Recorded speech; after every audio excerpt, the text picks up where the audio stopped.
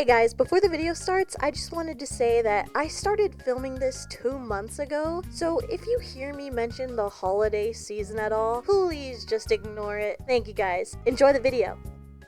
Hi, welcome back to Nikki Carry On. Wait, what the hell? I'm in the wrong outfit.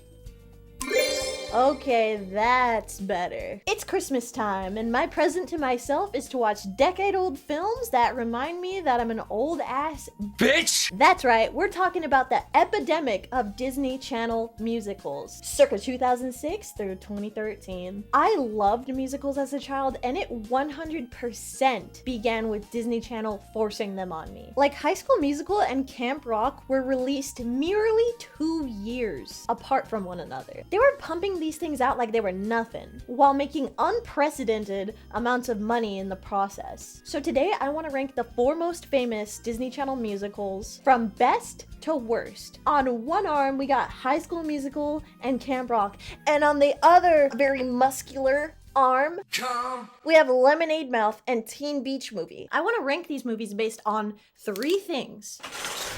Number 1, the characters. Do the characters suck?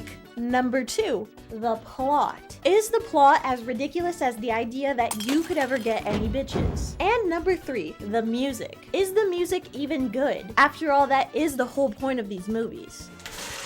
And quick disclaimer, of these 4 films, I've only seen High School Musical and Camp Rock. That means that during the making of this video, Lemonade Mouth and Teen Beach Movie will be entirely new to me. So this should be pretty interesting.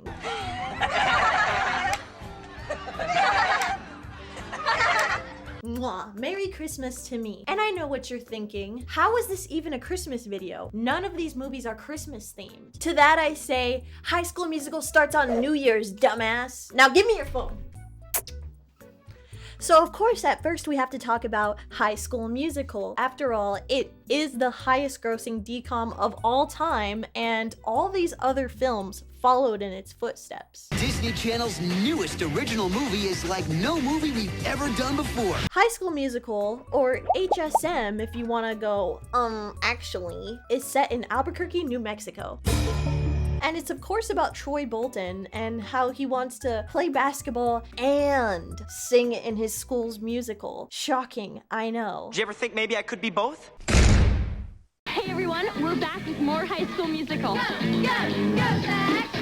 There's some pretty good stuff there, Zach, but why don't you check this out? In regards to plot, the premise of this movie is absolutely insane. Like, the writers of this movie really said, babies are gonna watch this. They're not gonna know you can have 2 electives. And they're really gonna feel for the plight of a guy who just wants to Pop and lock and jam and break. It's definitely not a big deal to have 2 hobbies, but you'd never guess that based on the way that Troy's teammates react to him wanting to do theater. It's all costumes and makeup.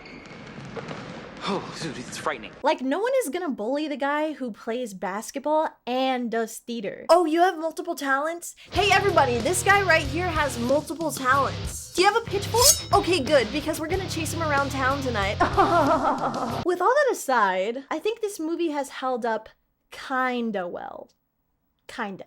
Look, you're a hoops dude, not a musical singer person. By the way, this jersey is a size extra small, yet also, I just want to let everybody know that in the picture on Amazon, the back of this jersey said Bolton, but then when I got it, who the fuck is Danford? High School Musical begins with Troy meeting Gabriella at a New Year's party. Troy, they have a kids' party downstairs in the Freestyle Club.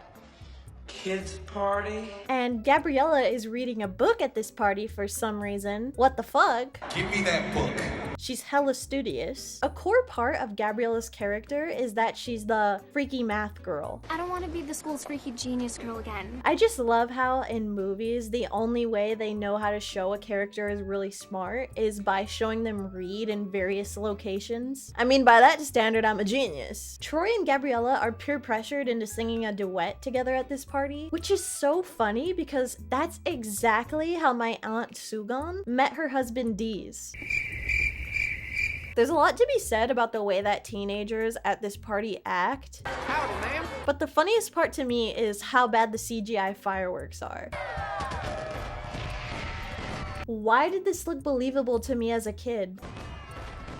Probably because I was watching other CGI masterpieces, like Spy Kids.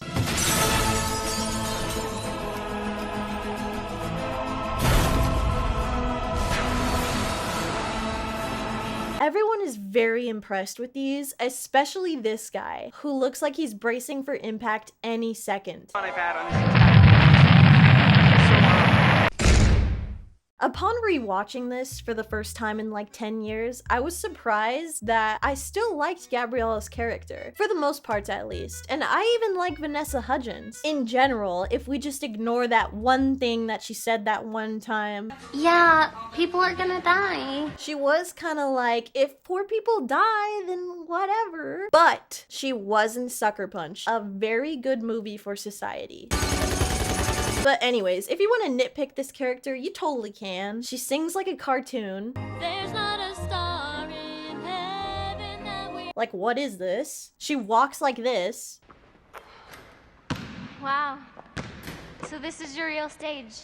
And she's very non-confrontational. Like, instead of just saying what's wrong, she just kind of like sings all over the school. Wow. But hey, we all have our flaws. The two meet up again in their homeroom class about a week later, after Troy has the weirdest conversation with a side character that I've ever heard. Do you remember the night before? No, not at all. All I remember is like pink jelly. I seriously want to know what he meant by that. Troy ends up calling Gabriella's phone to test the waters and see if she really is the girl from the party. And literally none of the characters know how to be chill or be low-key about using their phone in class. Like, look at how long it takes her to realize what's even going on. Have zero tolerance for cell phones in class, so we will get to know each other in detention. Cell phone! Gabriella, what is so confusing? You're getting a call on a cell phone. Anyways, this makes them all get detention. Wow, detention. That's a really good plot point. I sure hope they use it again in the future. Now, I could write a whole video essay alone by itself on who is the actual villain of High School Musical. Like, Sharpay Evans is definitely supposed to be the main antagonist of the movie. She's literally introduced to us like this.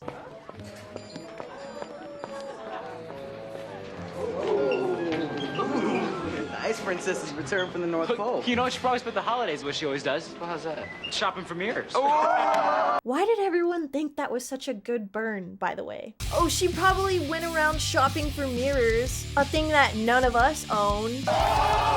Sharpay is a character that lives in infamy right alongside like Regina George, Heather from Heathers, Jackie Burkhart, etc. She's the mean girl trope embodied. I liked her a lot as a kid, but upon rewatch, not only did I find her annoying, I actually was seething with rage as I watched her in this movie. And if I'm gonna worship someone mean, I'd really prefer if they just committed to the bit and were just like pure evil. Grow 9 feet and eat a man like Lady Dimitrescu, then maybe I'll fan out. With that being said, Sharpay is truly not the worst person in this movie by a far stretch. However, I've seen quite a bit of discourse recently saying that Sharpay is not the villain at all and she did nothing wrong, which is also just wrong. You have to stop seeing Sharpay Evans as the villain. She is not the villain. For one thing, she tries to sabotage Troy and Gabriella the entire movie just simply because they might want to be part of the school play. Troy Bolton was looking at our audition list. Again?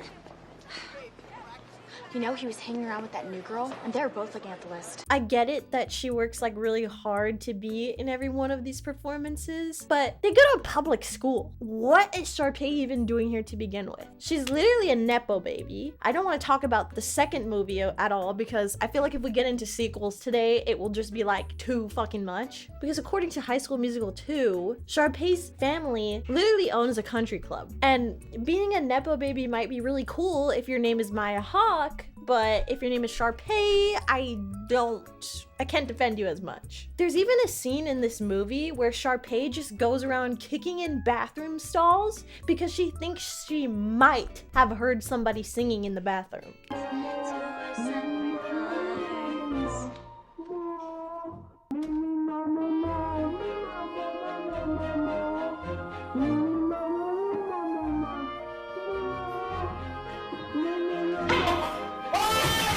Like, in this scenario, if she kicks in the stall and somebody is actually in there, like, then what? She's a weird one for sure, but she's definitely a mid-level villain. Chad, on the other hand, let's talk about Chad. He's supposed to be Troy's best friend. Just think about that. Chad repeatedly tries to persuade Troy not to get involved with the musical at all. He even uses this weird cereal box example. Have you ever seen Michael Crawford on a cereal box? Who's Michael Crawford?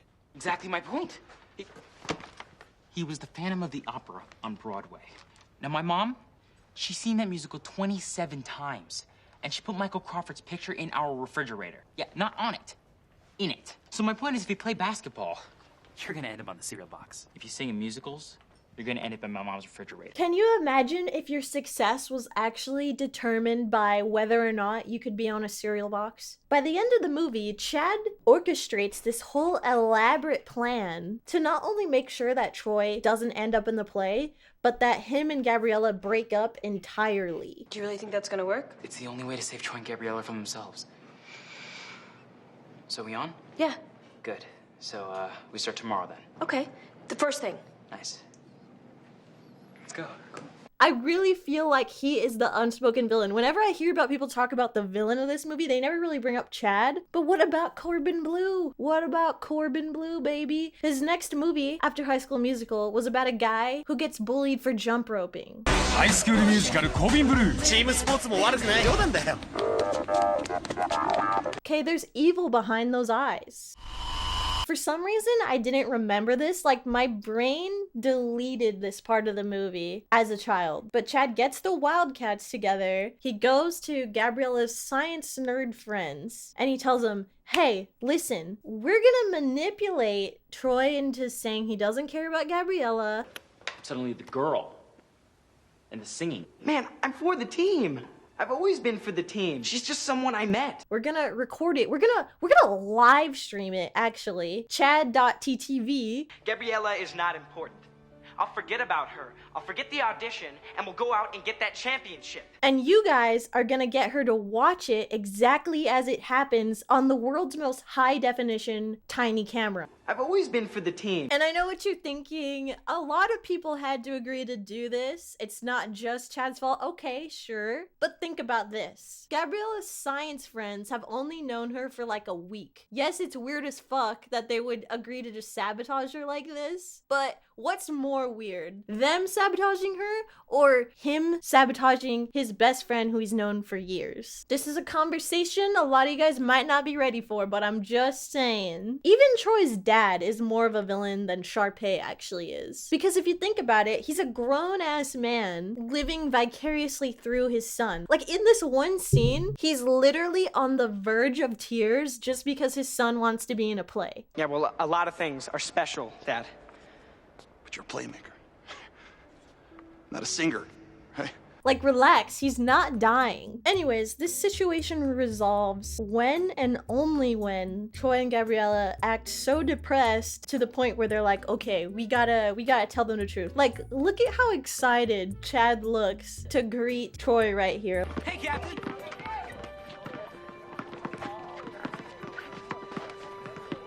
Things get really fucked up, you know, like Gabriella starts like focusing in math class. Troy's like throwing basketballs. Just sad as fuck on the lawn of his $3 million house. So once the science club and the Wildcats confess what they've done, Troy goes to Gabriella's house and is like, hey, I got something for you. And so she goes to open the door and then he just starts singing. This could be the start of something new. Question. The last time somebody said, hey, I got something for you, would you have maintained your excitement if you open their door and they just start unconsensually singing at you? The actual climax of this movie boils down to 3 huge school events happening at the exact same time. Callbacks the same time as the game? And the Scholastic Decathlon. Why would they do that? As a continuation school graduate, I cannot relate to this issue. My Algebra 2 teacher was teaching us about geometric shapes in senior year. They didn't care if we graduated not knowing the difference between PEMDAS and Marcas. Zuckerberg. Sorry, that sounded funny in my head. But the point is that we weren't learning shit, let alone having a huge basketball game, a school play, and the world's wackiest science competition in the same day. So please, channel viewers, let me know, is this situation at all realistic? I did not have a normal high school experience. But how do they end up being able to attend all of these events at the same time, you may ask? Gabriella and her science friends hack into the mainframe. But this creates a scenario where all the people in the basketball court have to evacuate because the electricity is short-circuiting, and meanwhile they're blowing up a beaker in their science competition, so they have to evacuate. Because two crowds of people freaking out and evacuating has never hurt anyone. The movie concludes with Troy and Gabriella finally able to sing a duet together in the play, and it's definitely one of the best songs in the movie. And speaking of the music, let's talk about it. Put on your dancing shoes. We're back with High School Musical. Hello, it's me, award-style Nikki, and I'm here to present the awards for Best and Worst Song from High School Musical. The winner for Worst Song is... Bop to the Top! Congratulations, Ashley Tisdale and Lucas Gabriel. Here's your award. Now back to you, Wildcat Nikki. Mucho gusto. If you like this song, are you okay? Like seriously, I'm less concerned with your depressing ass Spotify Wrapped and more concerned if you actually enjoy this song. In fact, call this number if you enjoy this song, because you may need some legal representation. Wow, that was crazy. She really is a harsh critic. She's pretty mean. Now let's see who's the winner for Best Song. Get your head in the game! Congratulations, Zac Efron, you were amazing in Neighbors 2. And Vanessa Hudgens, I love you. People are gonna die. Okay, well, that's all for now, Vanessa. I'll see you guys at the Camp Rock Awards. Bye! On the other hand, the best song in the whole movie is Get Your Head in the Game. The use of the shoe squeak in this song is so funny. I think shoe squeaking is my new favorite instrument, right alongside smoke detectors. I can sing, I can play the drums, this is not an instrument. It is, it's a blues smoke detector. What's weird about the music in this movie is that Zac Efron didn't sing in this film at all, but he does in the rest of the franchise. And I tried to look up why he didn't sing in this, but just sings in everything else, and apparently he says he doesn't even know. The real voice behind all of Troy's songs is this guy named Drew Seeley. I fucking hate Drew Seeley. I don't really want to get into why, but just know, Drew better Seeley his lips. My thoughts on High School Musical for now, before I watch the other movies, is that it's pretty good. It has some really good quotable moments. Evaporate, tall person! What the heck are those two doing in a tree? Do you know something about this? Small person? Its message is kinda and the music is good. I'm really curious to see if the other movies on this list are gonna hold up the way that this one did. And I'm very suspicious of the two movies that I haven't even seen, but we'll see. Next, Jonas Brothers and Demi Lovato star in Disney Channel's most rockin' original movie yet, Camp Rock. To be honest, I didn't know what to dress up like for Camp Rock, so I decided to just wear this shirt and hopefully trick you guys into thinking I'm funny. I'm hilarious. Believe it. Camp Rock came out in 2008, otherwise known as the year that we all played DDR in our living rooms while our parents were in financial ruin. Such an awesome year. New Danimals Crush Cups. You crush it and slurp it. Mmm, cool. No spoon? Nope. This movie was the perfect storm for me because I was already obsessed with the Jonas Brothers. The year 3000 just dropped. They predicted we would be living underwater. Base Jonas Brothers? Climate change activists, even. I was also obsessed with the idea of being different. Different. You know, a pick-me girl in the making. So when Demi Lovato was singing about I was ready for it. So yeah, I was insanely pumped to rewatch this. I mean, this was my favorite Demi Lovato performance since they sang to like some aliens on that one show. Do you have to? But to my utter horror and surprise, movie bad. Bad movie. This movie deserves to get spanked with a chancla. This movie deserves to get bullied at school. First off, it takes itself way too seriously. It's gotta show how you feel. Or it doesn't mean anything. Camp? Yeah, it sure could use some. And as for the rocks, there's barely any in the movie. I mean, you're gonna need a lot more rocks than this to justify this title. Geologists were pissed when they watched this movie. But seriously, there actually is no rock music in this at all. They honestly should have called this movie The Institution of Pop. Anyways, here comes the...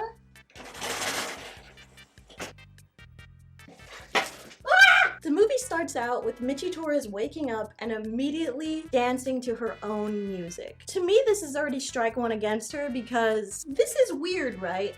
Am I hating or is this just weird? This would be like if I woke up and just immediately started watching my own YouTube video. Michi asks her mom if she can go to Camp Rock, which is an expensive music camp that anybody goes to. Camp Rock is like the music camp. Anybody who wants to be somebody in music. But her mom says no. Sweetie, I know you want to go to this camp. And I'm sorry, but we just can't swing it right now. The funniest thing about this scene to me is the way that Michi looks at her mom. I know you want to go to this camp. She's like, don't touch me, bitch. But, she comes home from school later that day and her mom is like, you're going to Camp Rock. By the way, this part of the movie was always in the Camp Rock commercials. For anyone with a future on the stage, there's only one place to spend the summer. You're going to Camp Rock. So this kind of triggers my flight or fight mode. You're going to Camp Rock. The story goes that her mom, Connie, aka the best Disney mom, sorry Zach and Cody's mom, this is the best mom, got a catering job at this camp, so Michi's able to go at a discounted rate. The other major plot point of this movie, one of the biggest pop stars on the planet, Shane Gray. I'm Shane Gray, for crying out loud. Gets sent to Camp Rock as a punishment for being... Actually, let's do a multiple choice really quick. Does he get sent to Camp Rock for A, breaking the law, B, not going to school, or C, he's just a bad boy? If you answered C, you would be correct. They not only canceled his band's tour, but they're forcing him to teach courses at this camp. Courses that he has no business teaching, by the way. Here's an example of his dance course.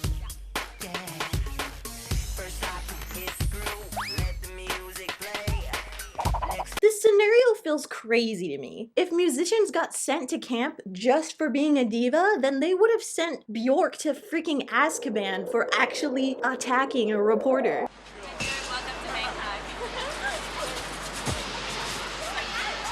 Anyways, early on in the movie, he's running away from a crowd of girls, as one does as a pop star. He trips into a bush, and for some reason, these girls have no investigative skills whatsoever or think that he runs 30 miles per hour.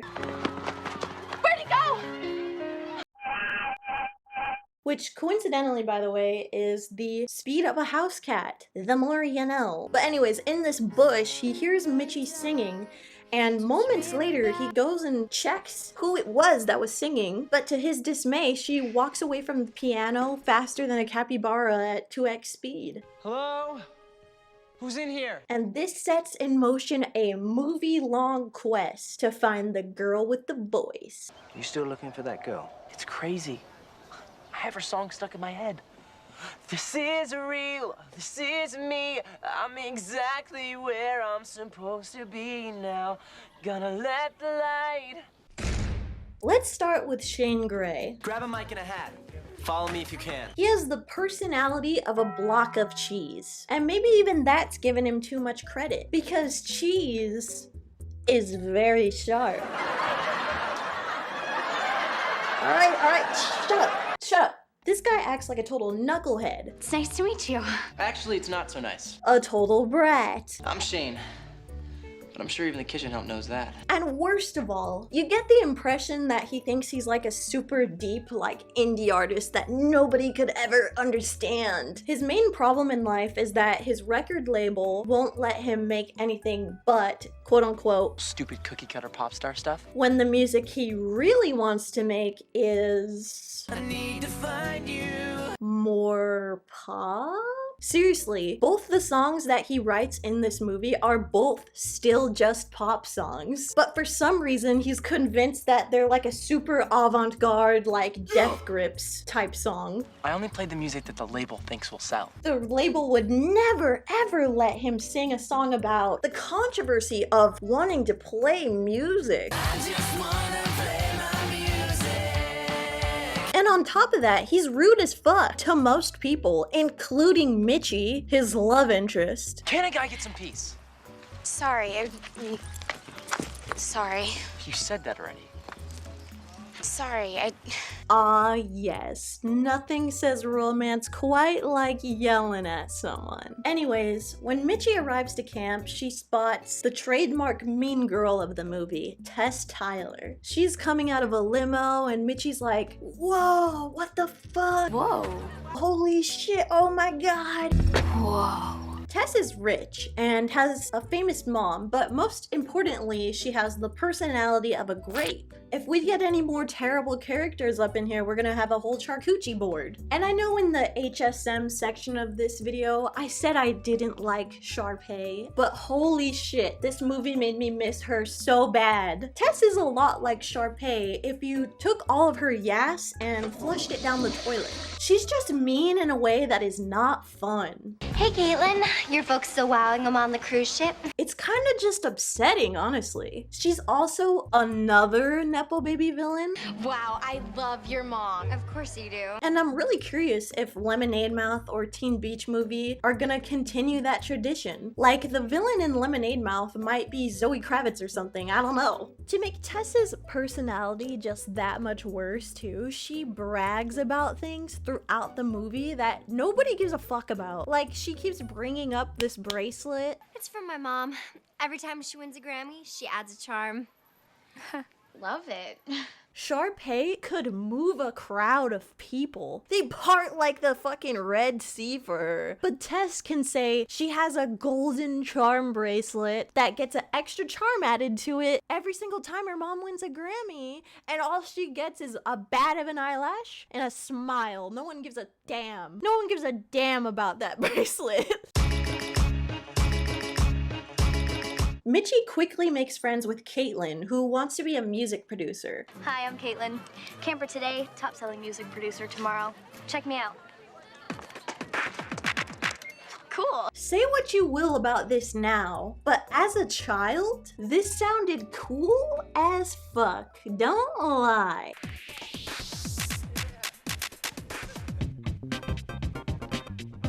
As a child, this might as well have been Aphex Twin. I thought it was genius, and in fact, I've been waiting for years for an excuse to do this.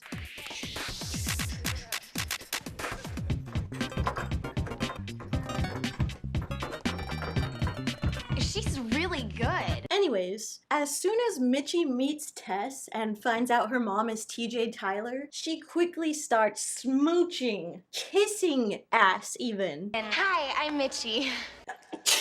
And as a last-ditch effort to get their attention... Is your dad Nicky Torres the composer? No.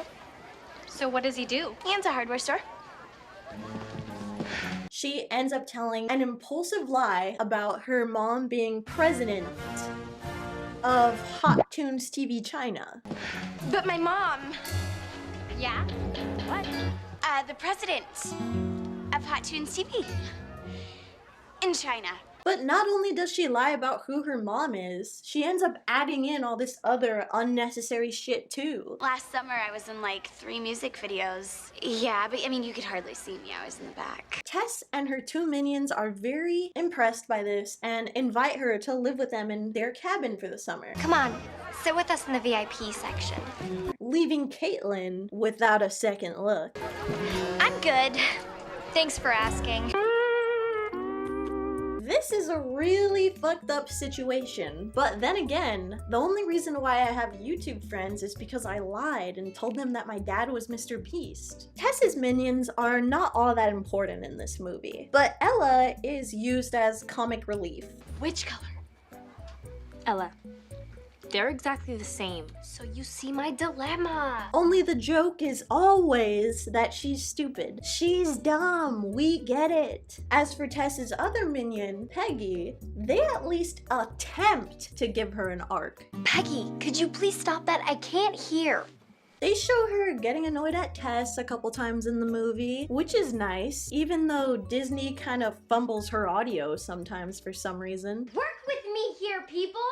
Hello, we're trying, but if we want to win, you guys have to listen to me. Like, what happened? Are people not allowed to talk over each other in the Disney multiverse? We never really get to know Peggy's personality that much, but she does give a banger performance at the end. So I will say that she is more memorable than Ella at the very least. Like I mentioned, Ella is often used as a comic relief in this movie, but there's other instances where I was watching and I wasn't really sure if they were supposed to be funny or if they were supposed to be taken seriously. Love it.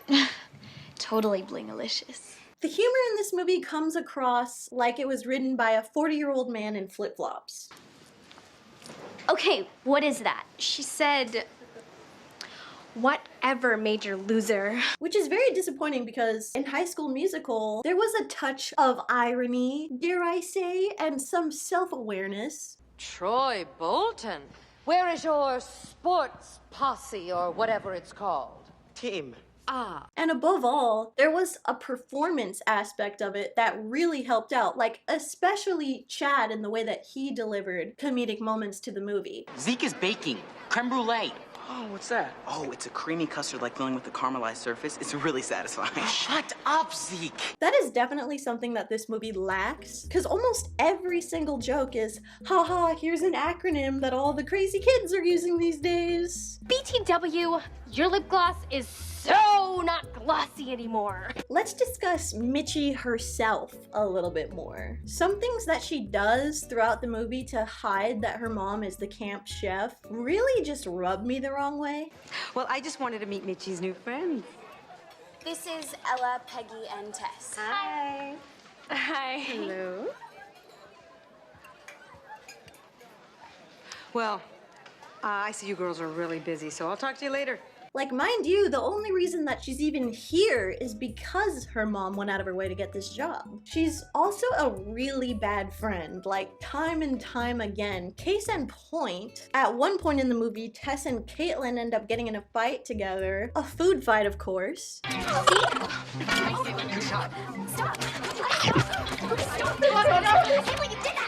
But in this instance, Mitchie has the chance to stand up for Caitlin and tell the truth, but she chooses not to, and so Caitlin gets assigned to kitchen duty, which is of course bad news for her, because she also works in the kitchen. From here on out, you're on kitchen duty. What?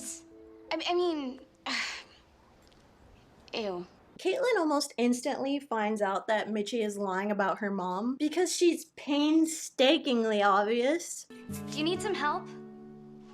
Okay, right there. Pause, Mitchie. Say, I have to go take a diarrhea dookie. Goodbye. But no, she decides to literally run and somehow gets her foot in a bucket of milk. What is this? What is this substance? Anyways, though, Caitlin does not hold back. This is rich. But apparently you're not. Why do you care? Oh, I don't. When I tell everybody, I want the whole backstory. Oh, this is rich. But apparently you're not. Like, damn, you're poor as fuck and you're a liar. Caitlin ends up not telling anyone about this, but just bugs Mitchie about it for the rest of the movie. Save it, Mitchie. If that's even your real name. After camp, maybe we could come to visit you and your mom in China and go to that Happy Summer store. Sure. My mom would like that. Throughout the movie, Tess just gets increasingly jealous of Mitchie, but her jealousy really hits a peak after she sees Shane and Mitchie riding together in a canoe.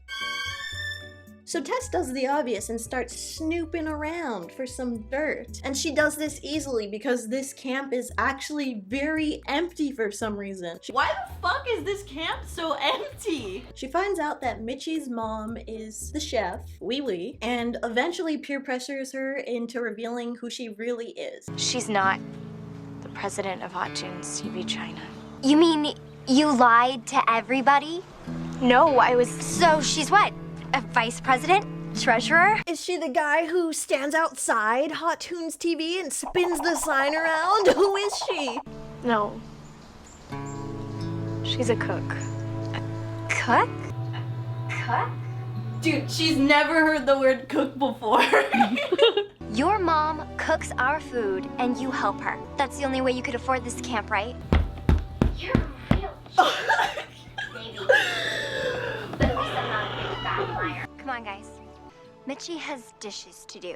Yeah, you know your mom? The one that's, like, poor? You know that one? Seriously, all of Tess's insults are just the same thing regurgitated. You're poor as fuck, dude. And that's, like, funny to me. Your mom's poor, your dad's poor, your dog's poor. And you know what? Just come here. Just come here. You know what though? This scene does make me realize something. I need to tell my YouTube friends the truth before this goes too far. Yeah, good to see you. You guys, I have something to tell you. Yeah? Please don't be mad. My dad isn't really Mr. Beast. Fuck you! What the? Are you serious? Why would you lie? I don't know. I just felt like You don't lie about something like that. You can't lie about Mr. Beast, Nikki. That one time we went to Mr. Beast Burger and you said that you could get us free burgers? I paid for it secretly. You can't lie about Mr. Beast. Oh, Jesus Christ. He's not your dad, and you've just been lying this whole time?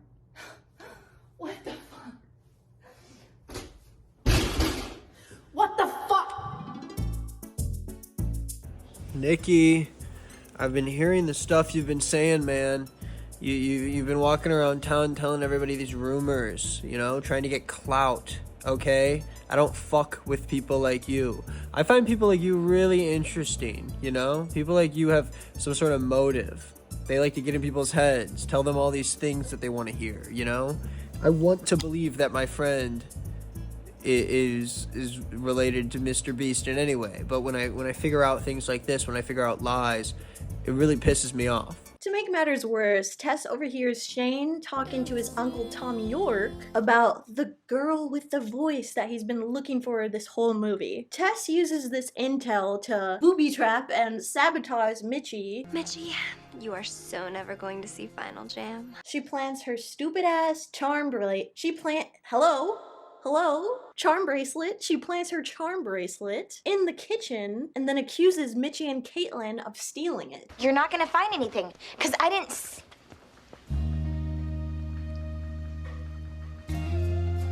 That's it. That is my charm bracelet. And unfortunately, Tom York seems very disappointed in them. I've got to ban you guys from the rest of camp activities until the end of Final Jam. To the end of Final Jam. He wouldn't say something like that as a clue, would he? So the night of the Final Jam competition, Tess goes off on her two minions and they both quit on her. Peggy, come back here. Which is really nice for them. I hope Gru hires them back. So Tess ends up having to do her whole performance alone. And to her surprise, her famous mom shows up like, whoa. Mom? But unfortunately, her performance gets interrupted by the world's loudest cell phone. And her mom apparently has to leave. And I know songs do tend to be about 4 to 5 hours. So yeah, I kind of understand why she had to leave, but... I know this was supposed to show a more sympathetic side to Tess, and we're supposed to go, aw, dude, that's sad. And maybe I'm a jerk. Maybe I'm heartless, but we do not care. To her credit, though, she does apologize to everyone. So, I told Brown you guys didn't take my bracelet. Wow. Thank you. See you next summer. Although, I am curious if in Camp Rock 2, she goes back to the same old bubkiss. Parentheses, I've never seen that either. So after this meltdown, Mitchie does end up being able to perform. It's the end of Final Jam. I was so hoping you'd catch catch on. And we get this iconic moment. That's the song. So that must be the girl. You think? Not only is this how all singers in 2008 danced for some reason, but it also takes Shane like a whole 40 seconds to turn around and be like, I simply cannot tell a lie. This is an amazing song. The movie wraps up with all being forgiven. Like, everybody at the camp turned on her, but she made one banger, and so they were like, you know what? She's good. You up for a canoe ride later? I wouldn't miss it. But if there is anything very redeeming about this movie, it is the music. And that brings me to... Wait, hold on. This isn't my job. Where's award-style Nikki? Hey, I'm sorry I'm late. Please just hurry up. I want to talk about Lemonade Mouth already, and people are literally fast-forwarding the video as we speak. Well, if they're fast-forwarding, then they won't see this. What's that? Nothing.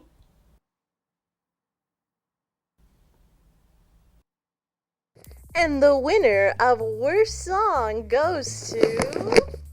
Too Cool For You! Nikki, do you actually hate that song? Thank you for that, award style Nikki. Yes, an actual lyric from this song is "Can't tell you what that you haven't got." And I don't know if there is actually anything like grammatically wrong with that sentence, but it just feels dumb. Not to mention the outfits that they wear when they perform this. Gold, blue, and silver leggings? Come on. And the winner of Best Song is... Wait, there's just a picture of your mom in here. Wow, she's hot. Oh, so there actually is something else in here. The winner is... This Is Me! I'm not surprised at all. The lyrics in that one were so unpredictable. I won't lie, I got chills when I heard this song again. Would I have got chills if it was my first time hearing it? Probably not. However, it still does bop, as a matter of fact. And it also does feel like a big payoff to the whole girl with the voice storyline. So I can't complain. The characters in this are just not people that you root for. The quotability of this movie is pretty mid, save for this one moment. What happened to you? She got drowned in her lies.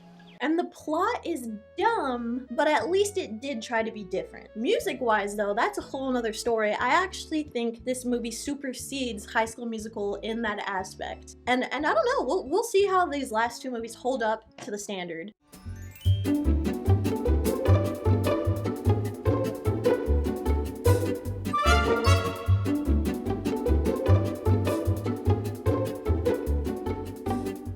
What are your thoughts on Disney Channel musicals? Do you have a favorite out of these four? I think Camp Rock's like the best one, mostly because like the Jonas Brothers are in it. Because like Troy Bolton, High School Musical, like that's like 2004. Like get over it. Like Camp Rock's like the modern like version. It's like so much better. It's just no one cares. Do you have like a favorite song out of any of these movies? Favorite song? This Is Real, This Is Me. Obviously Camp Rock. So true. Like #1 banger for like 5 years. Do you have a least favorite song or a least favorite movie? I feel like Teen Beach Movie. Like when I saw that, it was just kind of like cringe.